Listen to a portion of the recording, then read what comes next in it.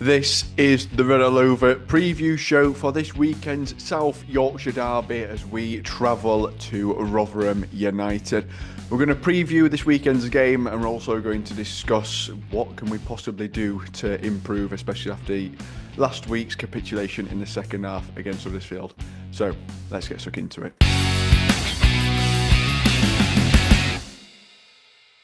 So, Andy, I mean, we'll be hoping for a better second half for one this weekend, but it's starting to become far more of a theme now this season. Even going sort of all the way back to August this year, we just can't seem to put 90 minutes together at the minute, and it's getting to the point now where I'm starting to question Clarke a little bit. I understand a lot of the context around it is not really got good any real reinforcements as such in January, very much one in, one out. So it's not like there's much depth shown by the fact that Uzziah Dyer came on at the end of the second half at the weekend. But at the same time, when you look at the goals conceded and negative goal difference this season compared to last season, where I think Neil Collins only lost 12 all season, we've lost 12 now. And so we've got 15 games left, and we had a plus 20 goal difference at this time last season. So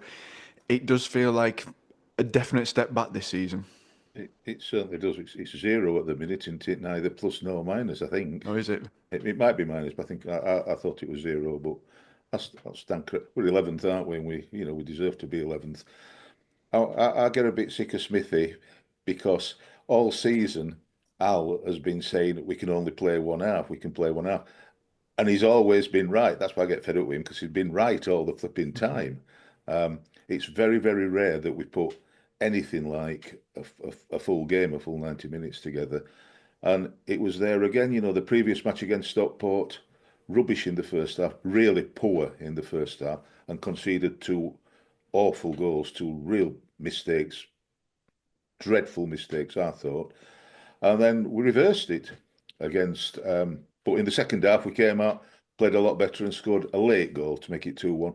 And then Saturday against Huddersfield, the exact difference. We had a good first half, could have scored a few more, went 1-0 up. We went off to cheers, they went off to boos. It's all there, all there. And yet we did a reverse of Stockport, where the second half we looked clueless. We couldn't pass it to each other. We didn't try to pass, just kicked the ball. Anyway, it didn't matter where it went. And again, like the Stockport in the first half, second half against Huddersfield, two awful goals to concede. A free kick that I don't mind us trying something different now and again, but we don't need big centre halves going up if we're not going to put it anywhere near them. It's nice to try somewhat different, but it utterly, utterly failed. They got the ball straight up and scored, and the second goal was free kick, just laughable. I don't know why a defender didn't clear it, and having gone past the defence, I don't know why our goalkeeper, truthfully, didn't manage to get an hand to it, but that's how it was. So against Rotherham, we can't afford to have a poor half and a good half. In fairness, the last time we played Rotherham, beat them 2-0 at Oakwell, where one of the few games that we had, for me, we had a pretty good all-round performance and rightly beat them 2-0. What's particularly amusing, Josh, is I did an away end last night with Matt Lax from New York Talk podcast, Rotherham and what have you. And I was asking what their style was and formation and all that. And he started talking, and I thought, he's talking about Barnsley, not Rotherham, because it can't put half together, can't do this, can't pass it, just kick it, make mistakes at the back, can't put it in the net. He was talking about, and I said, yeah, talking about Rotherham, aren't you, not us? Oh, yeah, he's talking about Rotherham. So it's going to be an interesting game to see who's I'm going to say who's the best team. It might be more interesting to see who's going to be the worst team on the day rather than who's the best team on the day. Things have got to change. We've got to tighten up at the defence, and we say it every time: 75 minutes onwards, extra added time, and all that. Mark Roberts is back, so somebody out of that back three of the last two games has got to have to come out, and everybody can have a different one who they want to come out, whether it's Donovan Pines or, to be honest, whether it's Josh Earl, because neither of them have been putting up any great trees. And then in midfield, presumably, don't know, but presumably Adam Phillips will come back in. I think his guile was missed, and maybe young Connell, he might come back in. Oh, who knows? For a bit more, if he's got it, a bit more grit, because we certainly didn't show an amount of grit in that second half. We looked, I thought, quite weak in midfield. Um, Mm. so there's a few changes that can be made there, but it's the scoring of goals and the defending of goals. It's just not good. It's just not good. Just repeat. No. You keep saying that many shows repeat and rinse, and it sums between you and Alan. You've summed it up completely. Um, Al, it's. I know we can say a lot of. You can portion blame sort of anywhere you want, really. Board, manager, players, sort of that sort of three coming together and sort of amalgamating into what we're seeing at the minute. But as much as I think Darryl Clarke can improve and change us, and the way in which he sets us up, it can change and make us harder to play against and things. A lot of it is individual errors and mistakes. Like going back to the Bristol Rovers game, I think against Bristol Rovers, something stupid like 90 shots against them and scored one or two. It's not. It's almost to the point of that's not Darryl Clarke's fault that we're creating so much and thinking. And then when you look at the goals we're conceding, the second goal, for example, it's not against Huddersfield. That's not anything defensive. It's just three mistakes in a row that had all led to a goal. And the amount of times this season we've given goals way through mistakes. Thinking back to Slanina dropping a few as well. Josh Earl against Stockport with a lazy challenge. It's these small little things that are sort of all amounting into annoying results on a weekend. It's down to on pitching, it's game management, end of day. It's up to players, and we're not doing it. That 2 minute of madness on Saturday were unbelievable. We look for a free kick, Herbie Kane takes Humphries out and whatever. But why, when we've got all the players up from defence, put it into box in air? Because if we lose ball, we caught short and we're caught short. And in that second goal, it was Pappy. I mean, straight in from that free kick. Keeper should have been Gucci should have done better than that. I don't know why it went into far corner, but that's by the by. That's another loss, and we haven't won at Oakwell since 4th January. That's his last win at home. Going back to Rotherham, they had a good January, didn't they? I think they won everyone in January. They beat Bolton 3-1, Charlton 4-2, and then beat Cambridge on 28th of January 2-1. And then the last game, they lost at home, didn't they? 2-1 to Shrewsbury on 8th of Feb. So they've been doing all right at their stadium in New Year. So, thinking it's going to be an easy place to go to, no way is it going to be easy. Even their fans are saying, they're a poor side. They're better than us for getting points at home. End of, innit? I think just about every club in 92 is better than us at getting points at home, if I'm being honest. They've lost 4 of the last 6 games. This is all about silly stats, isn't it? They've lost 4 of the last 6 games, drawn 1 and won 1. So you think, well, that's not that's as bad as us. Not quite, but nearly as bad as us. But as Al said, at home, last 6 at home, lost the last one, but the previous 3 they won. So they won 3 out of 4 of the last 4. So it's all in stats. Call it, over 6 games, over 6 games at home, over 6 games away. You can make stats bend to wherever you want. I think in them as well, there's a couple of tricky fixtures. Birmingham being one of them that they lost. Blackpool, not a nice place to go away, and Reading, again, not a nice team to go up against. Some tricky fiction there. So to be expected in terms of Rotherham not picking up points there. Craig, as much as we've sort of mentioned there, I mean, not that I do sit on the fence in terms of Darryl Clarke. I think he needs to improve and improve fast. I don't think he's shy of any blame in where we are at all this season. But what would you like to see him sort of do and change from now and until the end of the season? Because for me, I'd set playoffs is well out of reach now. I think it's more or less done. Just where we're sat and the amount of sides that are in decent form, even the sides at the bottom of the league have started to turn up in form. You look at Burton, for example, throughout January, picking up some good results in there as well. So it's like no game's easy at this point of the season. What do you think Darrell Clarke can do between now and then to actually try and find and rekindle some type of form? I think he needs to try and sort defence out because as much as we've got problems up top end at pitch, we do create chances. And we are missing a clinical finisher. I think that's been widely documented. But the leaking of goals, it doesn't matter how many we score if we're going to keep conceding at the amount we do, then we're never going to win a game. We've got some good defenders in there. Hines has shown how good he is at times. He looks like a deer in headlights a minute.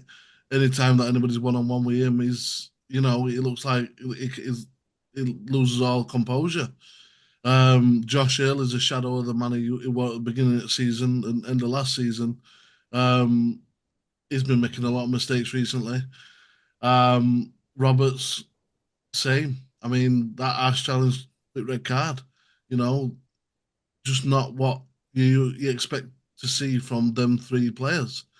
I think O'Keefe's, he's a bit hit and miss, but he's having a decent season. Gent's getting used to playing regularly and getting into it for everything. Ferrugia has just come in here, but he looks bright. So there's little strands of positivity you can try and grasp at, but ultimately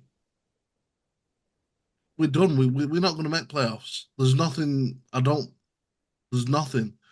He's now questioning the mentality of the players, which is either going to go one or two ways. It's either going to cost him his job, right, or it's going to infuse some kind of response from players in a positive way. I personally think it's going to cost him his job. I don't think these players take criticism well. I think some of them will, but I think the vast majority won't take it too kindly. The players that have come in, I feel sorry for Rodriguez. He's coming in. He doesn't speak English. He's not going to have a clue what's happening in the dressing room. Obviously he'll have Dujuvenier telling him what's being said and everything. But it's not. You can't, like, he's up top in the pitch. Dujuvennier's at the back. If Darren Clarke needs to tell him something, how does he go through Dujuvenier to tell him? He's at the opposite end of the pitch. It don't make sense. And the owners have got to take some responsibility. They've cost us any chance by not backing him at all. We saw all the way through January what we needed. It was clear for everybody to see. Even Stevie Wonder had a good idea. And they've just not backed him at all. And coming up against the Rotherham side, fair enough, they're not on the best run. But they're creating chances, a lot of chances. And we know, because we watch a lot of football, that it's only a matter of time before their strikers start hitting back at net again. Sam Nombe is a brilliant striker. Johnson Clarke Harris, top goal scorer a couple of seasons ago. They've got a fantastic midfield. Won't Raggett back for Portsmouth when they got promoted a couple of seasons ago. They've got some good. Oh, he's injured, but they've got some good quality players, and I don't see us getting anything from that game. And I think it's just going to eat more and more pressure on Clarke. And they say that pressure can make diamonds. I think it's going to absolutely push him over edge. To be quite honest, I think what'll happen is he'll have 3, maybe 4 more games. I think we'll probably, if we don't pick up more than 4 points, he'll be gone, and the owners will be using that as a tactic to deflect off themselves again, like they have done with so other managers that they've sacked in past. But would they not see that, though, in that then a failure of the board and the infrastructure around it of selecting the wrong man to take us forward because he's not done that? Would sacking him be almost like an admission of we got it wrong? But keeping him in ain't going to do positive for him either. That's what I'm saying. That's what I'm saying. What I'm saying with protests coming and everything, they might think, oh well, if we sack manager and get a really excited name through it, it might suspend it a little bit. It might give fans a little bit of a hope or something. That's the way that they think. They're not footballing people. Let's not forget that. Would the that businessman. just this again? Just another question. Would that not make you more excited though if we did say we did sack Clarke and brought Paul Warne in, someone who knows how to get out of this league, like as someone who's got a bit of a name. They've got experience. It's not someone that's that's an unknown. Darryl Clarke, slightly unknown in terms of he's never managed a club that have got the expectations of getting out of this league that we have. So would that not buy the board some time, but it's like a very, very small step in the right direction? It would be a step. I'm too far past that point of being able to be persuaded by a managerial change. I'm I'm well past that now, and I'm looking directly above. That's where I'm looking. I want to I want to see some ambition, and I don't think a manager in summer you'll go and you'll absolutely get about 3 or 4 star names through that door. That'll show me that you're starting to learn. There's progress, but there's nothing they can do from now till the end of the season to prove to me that anything's going to change. I don't care what manager comes in if Clarke does go. I don't care what interviews they do. I don't care how many fans forums they do. I don't care what words come out of the mouth, because I'm sorry, but it says it on his badge. Judge us by our actions, and currently your actions are saying I'm happy where I am. With this model, we were happy to loan players out, and we're happy to fetch young stars in and all this, but there's nothing that's showing me that they want to go up a league. They're not willing to push the boat out that far. I'm not saying spend millions. By far, I'm saying from that. But there's been plenty of free transfers that have gone off this season where we could have been in with a shout. And I just don't think enough's been done. No, but it's all fair points. And did you think Darryl Clarke is under pressure and could potentially lose his job in the next few weeks? Because I know it feels like we've gone back in time to October again when we sort of had this discussion when we struggled at that time, and then he managed to turn it around, got better results, and we sort of went back up the table. But it seems like it's fell off. So it's almost trying to work out if that were a flash in the pan or if it's just inconsistency in terms of playing stuff as well. Well, when we lost those 2 games to Huddersfield, the time you were saying we were in a bad way, but we managed to rally and put a bit of a run together. So it was magic. And then, of course, we got hammered by Orient. Awful conditions, but Orient dealt with it better. And we had to have, I'm going to say, a heart-to-heart. That's what I think happened, but I don't know. And that were an upturn again. But how many times can you do it? You go for third time lucky. I mean, I accept that a lot of people are unhappy with the board and the owners and what have you. I don't know what money were available. I just don't know. They might have been on, but we brought in a number of players. Not saying that the right players all the time. I think the 2 up front that we've signed, it's a bit harsh on them because we need an experienced. I'd have settled for 1 experienced, proven striker instead of 2 there aren't.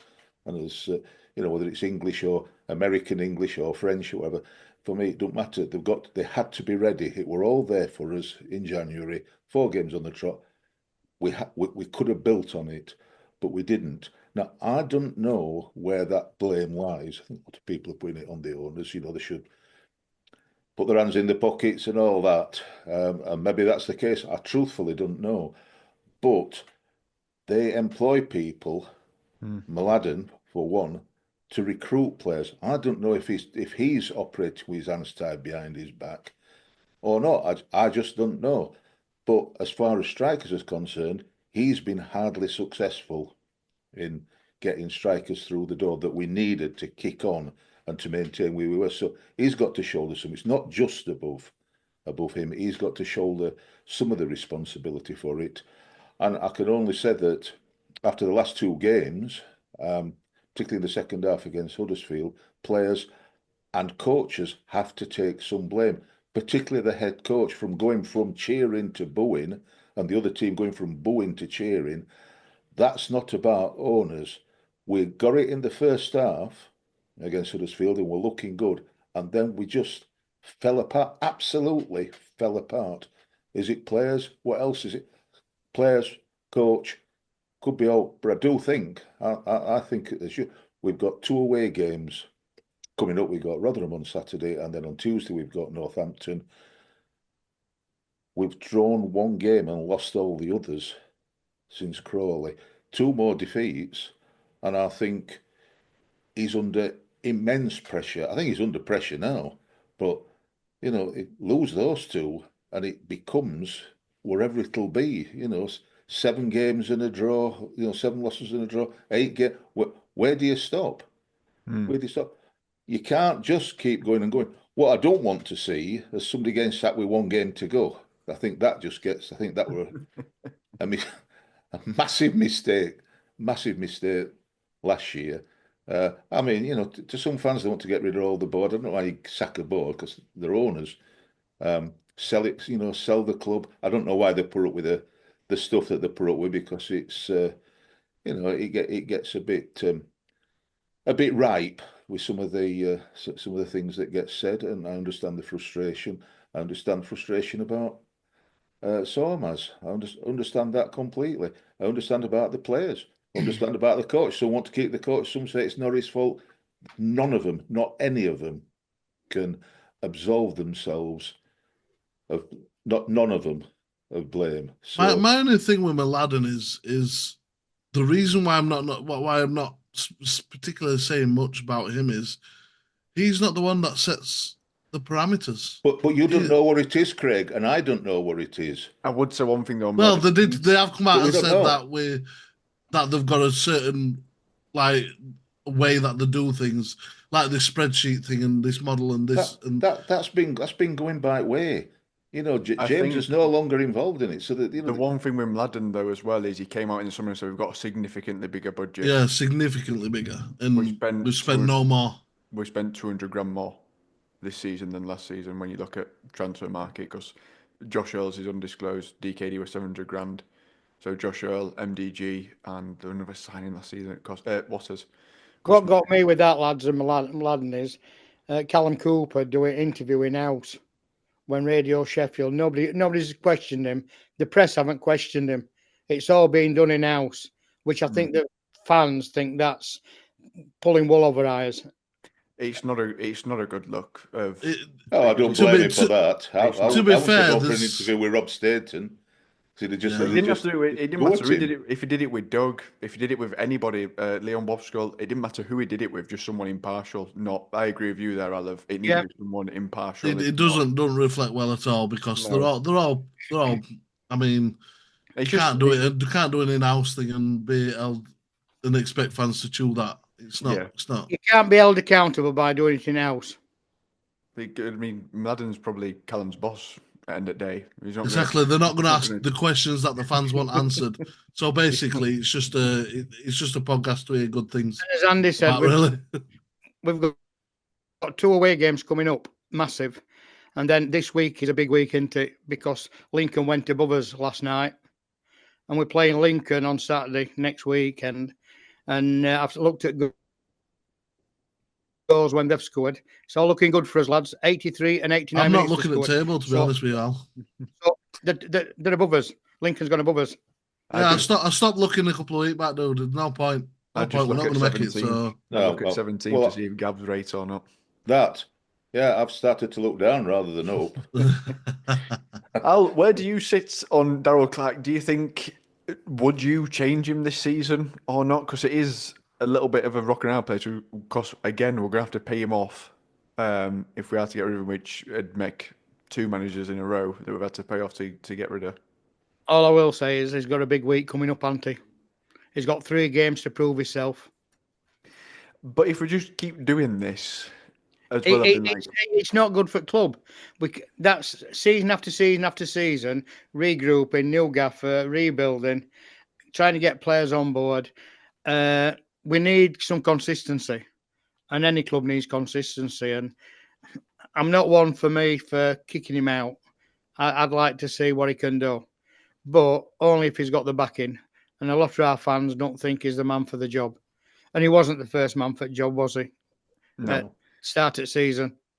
No. Alhammer. Who was? Where are you? Well, that Alhammer was confirmed. He didn't get a work permit, so he weren't. He might actually get it now though, because they've changed rules, haven't they? Just after the beginning of the season. Well, Don't cheer me up. We'll see when it's announced on Don't March wind it up even more, Christ's sake. We'll see when it announced. Right. So looking forward, in fact, no. First, get your thoughts on Darrell Clarke in the comments below. Would you give him sort of the rest of the season to allow him to at least? Would you, Josh? Would you? No, I would have. I would get rid of him.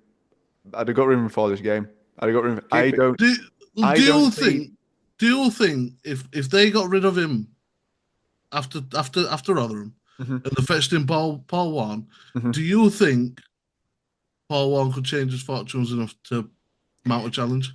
No, I don't think he gets top six. I think it's gone now. What I would want to see is I just don't see Darrell Clarke taking us to that next level. I don't think he can compete in this league as such, because I did think our side was a little bit.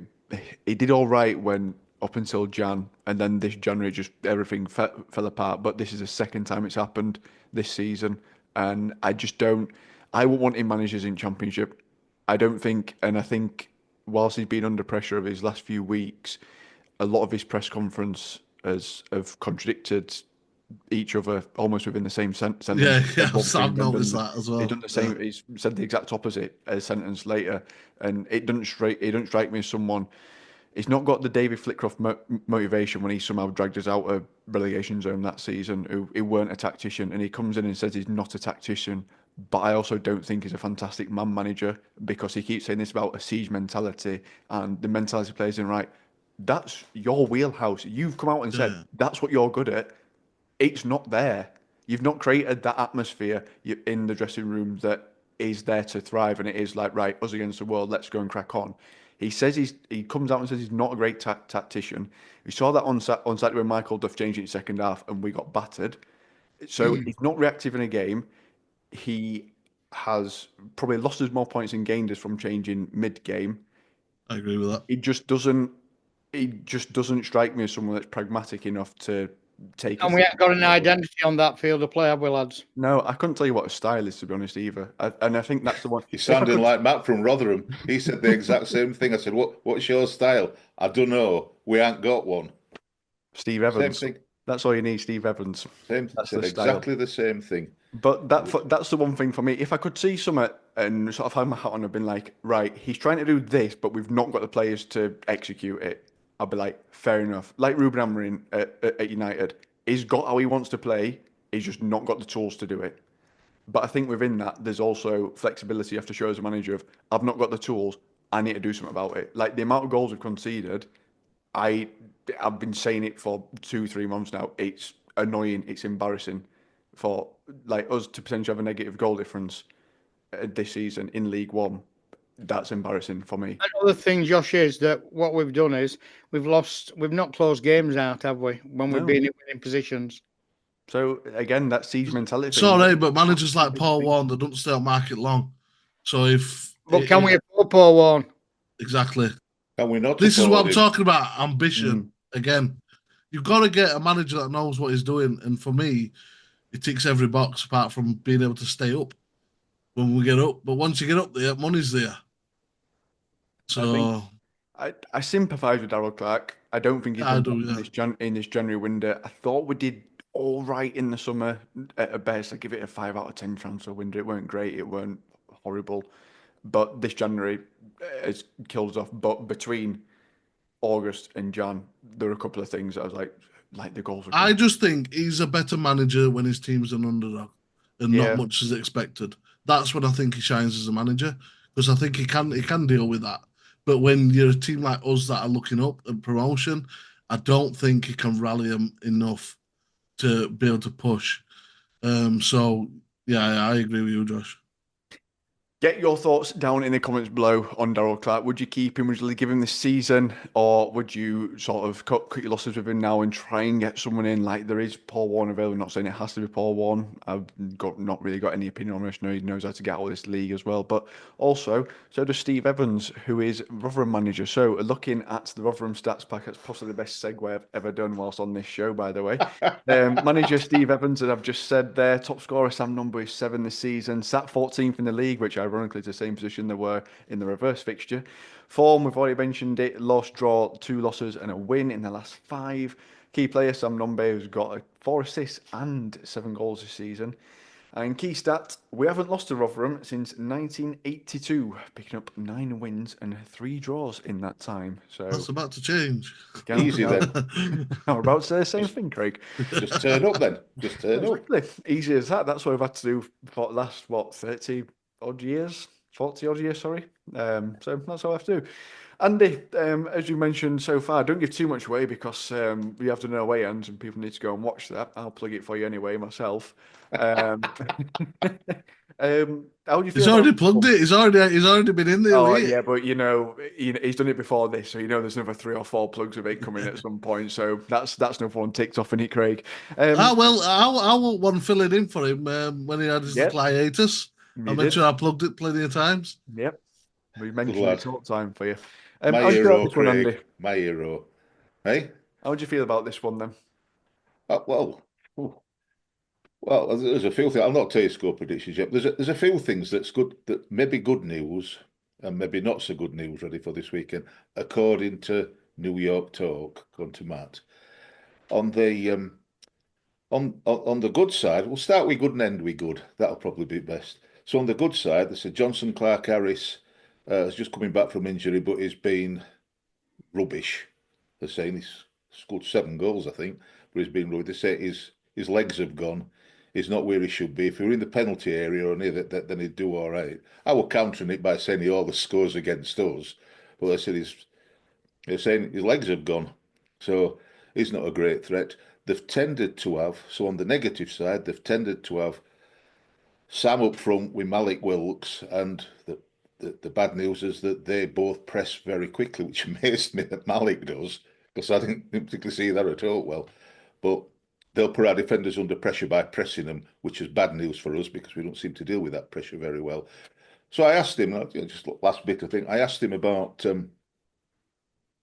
what the weaknesses are, and he says they've got some decent midfield players like Lewis Sibley, said, but they are, my words, Pappy, weak. I'm not sure what word he is. You can play through them, you can get through them. They're not the physically strongest. It's easy to play through them and put them under pressure and what have you. So, if our midfield can play like anything like we know they can play, then we might get some joy by putting their midfield under pressure and getting past their midfield. So that's one bit. That's one bit of benefit.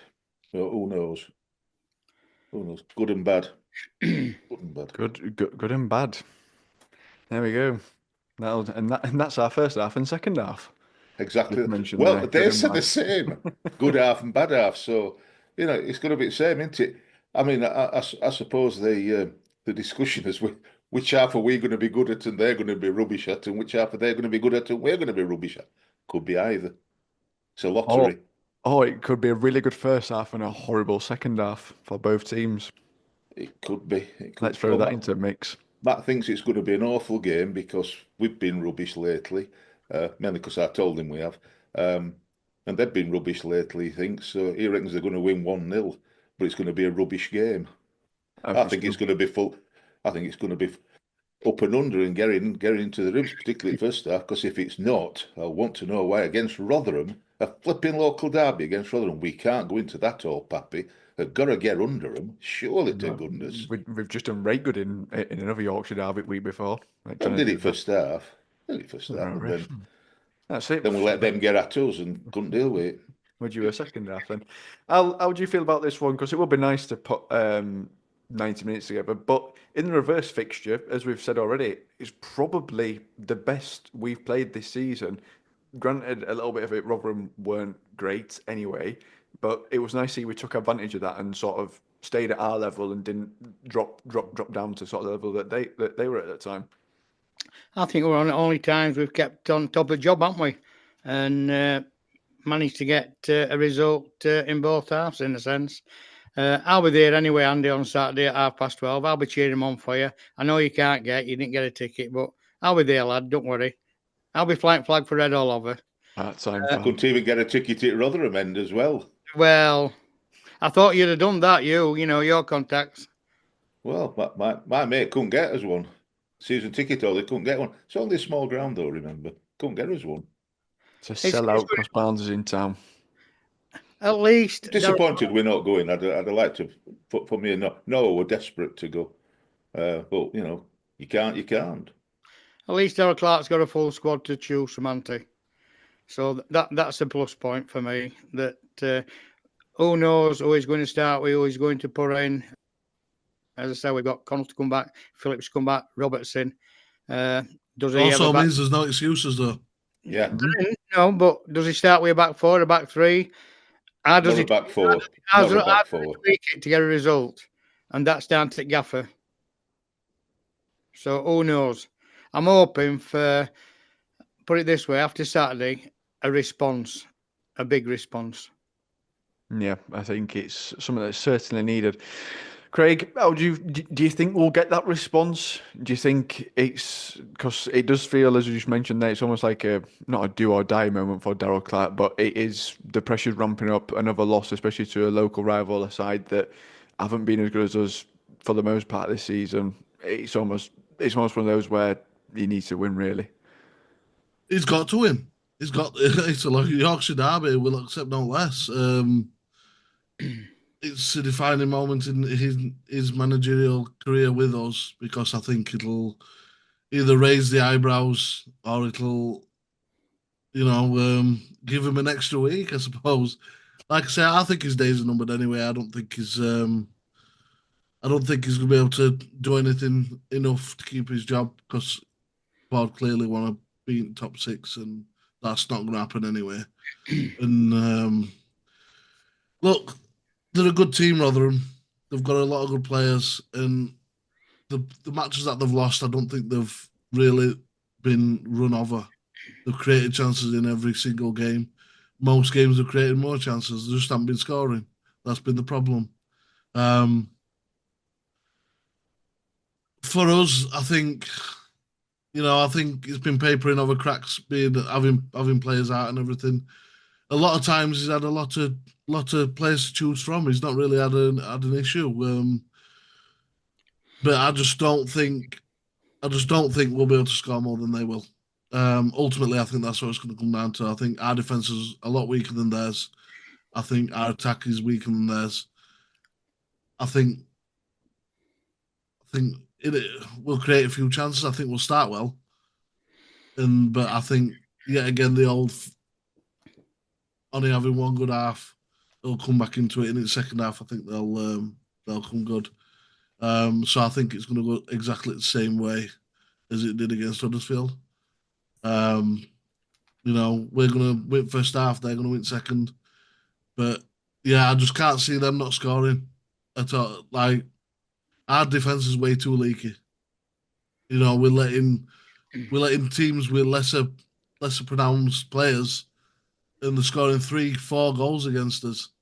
This is a team with mostly top of League One or lower Championship players. Lewis Sibley being one. Johnson Clarke Harris was top goal scorer a couple of seasons ago.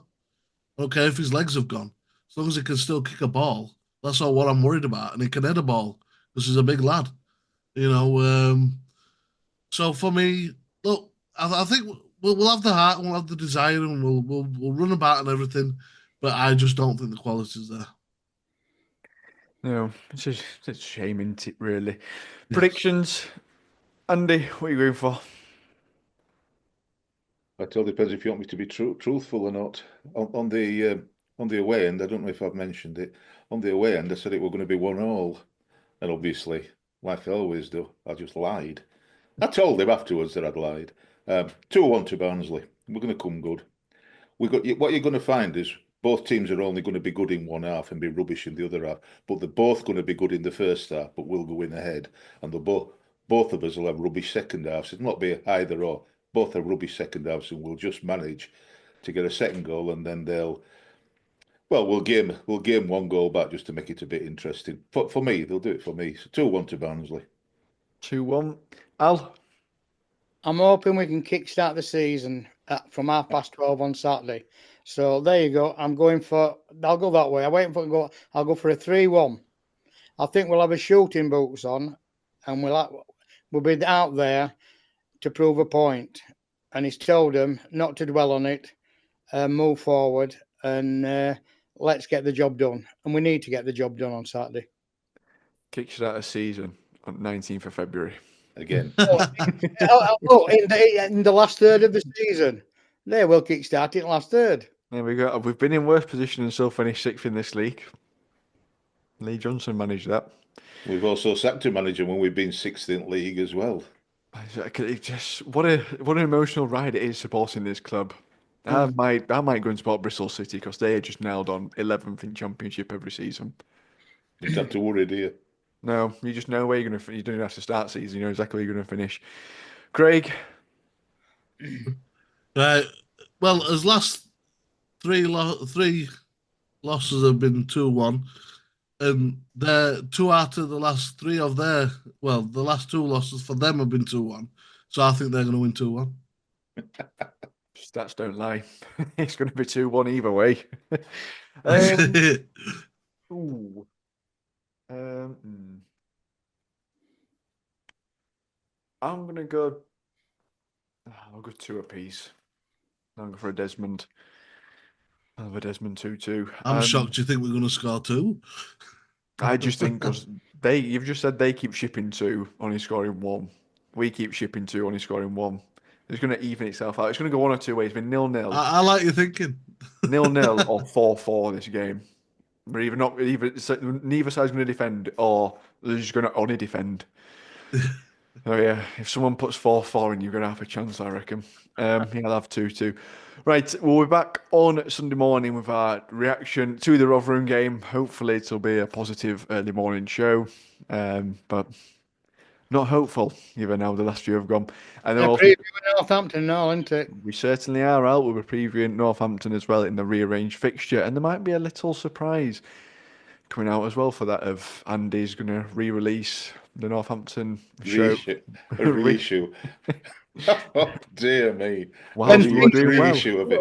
When things were looking up as well. Yeah. In our halcyon days, we just won 4 on the trot. Bright and cheerful. Yeah, exactly. So after Rotherham have turned us over this weekend, we'll go back in time to after we won 4 in a row, trying to make it 5 in a row, and Northampton game got postponed.